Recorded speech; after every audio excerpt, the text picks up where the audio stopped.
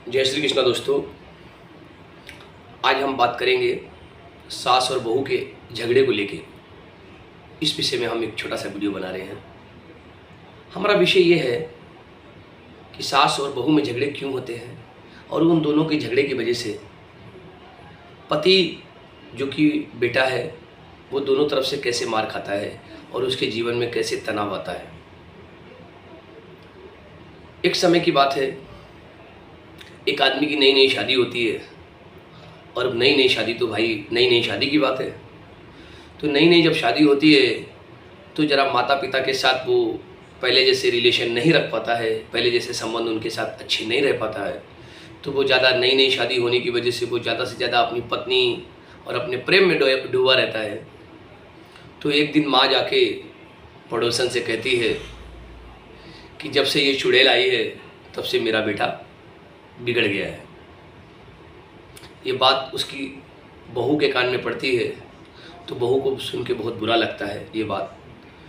तो ये बात जब सुन के बहुत बुरा लगता है तो बहू जो है ना माँ से कहती है कि माँ, अपने घर की बात आप दूसरों से कहती हो, इससे अच्छा मुझसे ही कह दिया करो तो घर की इज्जत बरकरार रहेगी और घर की बात घर में रहेगी। गैरों से कह के क्या फ़ायदा, अपने ही घर की बदनामी होती है। ये बात वो रात को अपने पति को भी कहती है। तो 2 या 3 दिन के बाद उसी गांव में संगत बैठती है और संगत में भी ये क्या करती हैं, बूढ़ी माता जिसने अपने बेटे की शादी की है वो गुरु से भी यही बात कहती है कि गुरु जी, जब से मेरी घर में शादी हुई है मेरा बेटा अपनी पत्नी का गुलाम हो गया है, अपने माँ बाप से कोई वास्ता रखता नहीं, किसी प्रकार का उनके साथ संबंध अच्छा नहीं रखता, बातचीत भी ढंग से नहीं करता। इसे शर्म नहीं आती है कि अपने बूढ़े माँ बाप पे ध्यान नहीं दे रहा है, अपनी पत्नी पे ध्यान दे रहा है।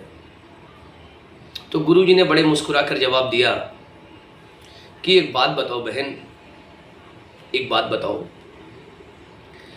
कि जिस बच्चों को तुमने 9 महीने गोद में धारण किया, अपने गर्भ से तुम्हारे आंचल का दूध पिया, तुम्हारे चरणों की मिट्टी को माथे पर लगाया और तुम्हारे आंचल में पला है, तुमने जिंदगी के 25 साल में उसको ऐसे कौन से संस्कार दिए कि वो 2 महीने से आई हुई लड़की का गुलाम हो गया और माँ का प्यार उसके लिए कुछ नहीं रह गया। तो शर्म उसे आनी चाहिए कि शर्म तुम्हें आनी चाहिए। आप यदि चाहते हो कि जीवन में आपके बच्चे भी आपका सम्मान करें, आपसे प्यार करें और आपकी इज्जत करें, तो उन्हें अच्छी वसीयत बना के मत दीजिए, अच्छी नसीहत दीजिए। क्योंकि 4 करोड़ की प्रॉपर्टी होने के बावजूद 4 लोग ही शमशान लेके जाएंगे आपकी अर्थी को उठा के। इसलिए 4 लोगों के साथ अच्छे संबंध रखिए।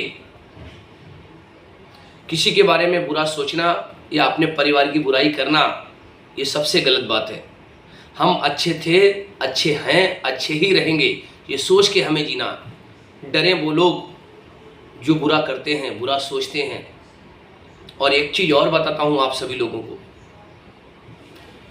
कि पेट में अगर जहर गया तो उसका इलाज है दुनिया में। यदि कानों में जहर गया किसी के थ्रू कानों में जहर घोला गया तो उसका इलाज नहीं है इस दुनिया में। तो कानों में जहर घोलने वालों से सावधान रहे, क्योंकि कान में अगर जहर गला गया तो उसका इलाज दुनिया में नहीं है। आपके रिश्ते खराब होते हैं। रिश्ते और शीशा दोनों नाजुक होता है। शीशा गलती से टूट जाता है और रिश्ते गलतफहमी में टूट जाते हैं। इसीलिए किसी भी गैर व्यक्ति की बात सुनकर, किसी भी अनजान व्यक्ति की बात मानकर अपने रिश्ते को खराब ना करें। रिश्ते तो हमारे स्वर्ग जाने की सीढ़ी है। रिश्ते तो हमारे अपने हैं। अरे हमारे अपने ही खुश नहीं रहेंगे तो क्या फ़ायदा हमारी कामयाबी का, जिस कामयाबी में हमारे माँ बाप खुश नहीं, हमारे भाई खुश नहीं, हमारे माता पिता खुश नहीं। परिवार कैसा भी हो, परिवार होता है और परिवार का हर सदस्य अपना होता है। ये चीज़ सोच के आपको जीनी चाहिए। मानता हूँ गंदा पानी पीने के काम नहीं आएगा, मानता हूँ गंदा पानी पीने के काम नहीं आएगा, लेकिन आग बुझाने के काम जरूर आएगा। इसीलिए कभी भी अपने रिश्तेदारों से, अपने पड़ोसियों से, अपने दोस्तों से बिगाड़ के नहीं रखें। क्या पता है, कल का भरोसा नहीं है, कल क्या हो जाए, कल किसने देखा। इसलिए जीवन में सदा प्रसन्न रहिए और प्रसन्नता के साथ जीजिए। कोई भी ऐसी चीज़ नहीं है इस दुनिया में जो अमर हो। जो पैदा हुआ वो नष्ट होगा और जो यहाँ आया है वो जाएगा। ये विधि का विधान है, इसे कोई नहीं बदल सकता। कोई भी चीज़ यहाँ पे परमानेंट नहीं है। आपका और हमारा जीवन भी परमानेंट नहीं है। हम मिट्टी के बनाए एक पुतले हैं जो कागज़ के बनाए नोटों के लिए इतने गिर गए हैं कि उन कागज़ की 4 पंक्तियों की वजह से हमने अपने रिश्ते ख़राब कर दिए, अपने रिलेशन ख़राब कर लिए, भाइयों में तनाव बढ़ा दिया और अपना जीवन दिन प्रतिदिन हम ख़राब कर रहे हैं। हमें महीने में, 2 महीने में, 15 दिन में जब भी समय मिले अपने परिवार के साथ बैठना चाहिए, हंसी मजाक मस्ती करना चाहिए, एक दूसरे का हालचाल लेना चाहिए और एक दूसरे के सहारे रहना चाहिए और एक दूसरे को सहयोग करना चाहिए। बस इतना ही कहूँगा। जय श्री कृष्ण बोलो, जय राधे।